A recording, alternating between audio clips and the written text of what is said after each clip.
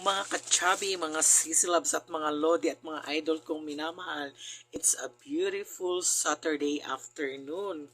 So dahil nagpabodol na naman ang inyong lola, ayan, dahil nabudol na naman ako, dumating na aking order sa TikTok shop. Kasi may nakita ako na nag-sale sila. So syempre yung lola nyo, ayan, dali-dali agad click sa yellow basket. So, bubuksan na natin guys. So, mag-unboxing tayo ngayon.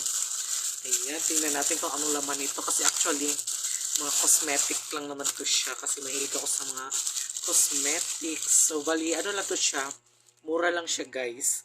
Kaya nagpabudol na ang lola nyo. Ayan, o diba? O, ito yung laman niya. Mga idols, mga sisilabs. So, meron siyang neto. Ayan.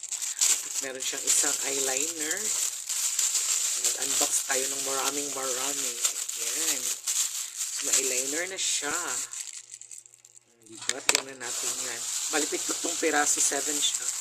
Ayan. At meron pa siyang paano sa pilik mata. Pero wala naman akong pilik mata. Ayan. Tapos meron pa siyang ito pa. Hindi ko alam kung ano to. Bali 7 pieces siya guys. Ayan, ang dami niya. O, diba? Hindi ka na magsisisi sa ano mo. So, 160 mo. Kompleto na siya, guys. I love it. So, ayan, ang dami ko na namang mga pang-pa-arte. So, ayan, 7 pieces na po siya.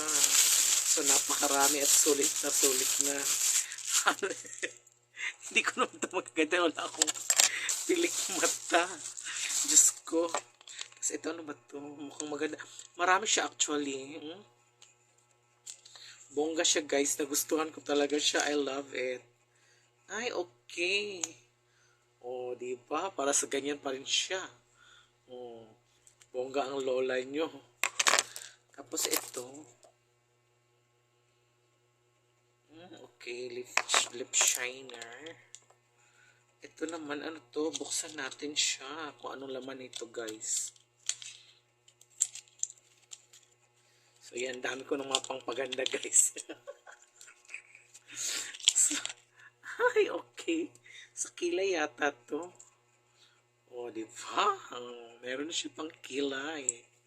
So, ito yan muna, guys, ang ating mga latest updates sa ating mga na-order sa mga budol-budol. And thank you for watching, guys. Don't skip the ads. Bye. I love you all. Mwah.